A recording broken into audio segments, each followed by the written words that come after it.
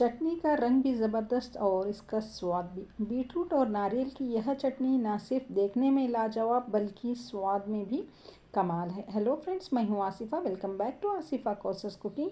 तो बीटरूट और नारियल की चटनी बनाने के लिए मैं यहाँ पर ले रही हूँ 4 टेबलस्पून मूंगफली। मूंगफली को हम थोड़ा सा भून लेंगे। इसे अच्छे से रोस्ट करना बहुत ज़रूरी है, नहीं तो इसमें कच्चापन आ जाएगा। तो इस तरह से मैंने पीनट्स को या मूंगफली को अच्छे से भून लिया है। इसे भूनने के बाद इसका हमें छिलका उतारना है।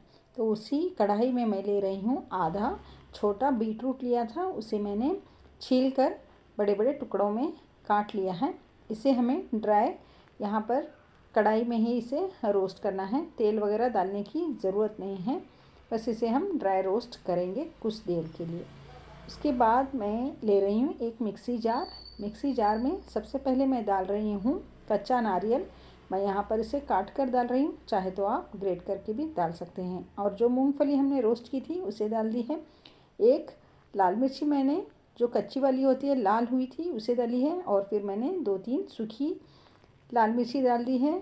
जो बीटरूट हमने रोस्ट किए थे उसे अब मैं इसमें डाल रही हूँ। 8 से 10 लहसुन की कलियाँ, 1 इंच अदरक का टुकड़ा, टेस्ट के हिसाब से नमक, और हम इसमें डालेंगे थोड़ा सा नींबू का रस।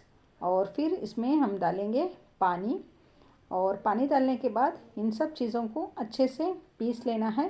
तो आप देख सकते हैं इसे मैंने अच्छे से पीस लिया है।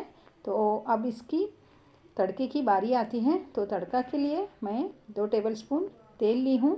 उसमें मैंने डाल दी है थोड़ी सी राई, थोड़ी सी मैं इसमें उड़द की दाल भी डाल रही हूँ। और फिर इसमें हम डालेंगे थोड़ा सा कड़ी पत्ता। इससे इसमें बहुत अच्छा टेस्ट और बहुत ही अच्छी खुशबू भी आएगी। ये अभी हमारा बघार अच्छे से हो गया है और इसे अब हम डाल देंगे हमारी चटनी पर। तो देखा ना, इसे बनाना कितना आसान है। बीटरूट की मिठास, नारियल का क्रीमीनेस और मिर्ची का तीखा स्वाद, यह चटनी किसी भी डोसा, इडली या रोटी के साथ कमाल करती है। तो मैंने इसे सर्व किया है बहुत ही क्रिस्प डोसा के साथ। उम्मीद करती हूँ कि आपको मेरी ये रेसिपी पसंद आई होगी। अगर रेसिपी पसंद आए तो लाइक करें, कमेंट में बताएं आपको ये कैसी लगी, और चैनल को ज़रूर सब्सक्राइब करें। चटनी तो हमने बना ली, अब इस चटनी में खाने के लिए डोसे की तैयारी हम कर लेते हैं। तो डोसा बनाने के लिए मैंने यहाँ पर डोसे का तवा गरम कर लिया है।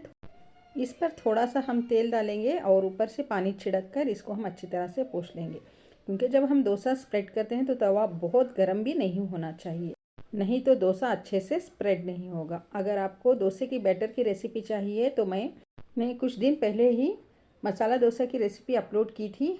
आप उसमें जाकर देख सकते हैं कि किस तरह परफेक्ट डोसा बैटर घर पर ही हम आसानी से बना सकते हैं। तो बहुत ही कुरकुरा करारा मार्केट जैसा डोसा भी हमारा बनकर तैयार है। चैनल को लाइक, शेयर और सब्सक्राइब करना ना भूलिएगा। बहुत आसान और नई रेसिपी के साथ मिलती हूँ। तब तक के लिए thank you for watching my channel.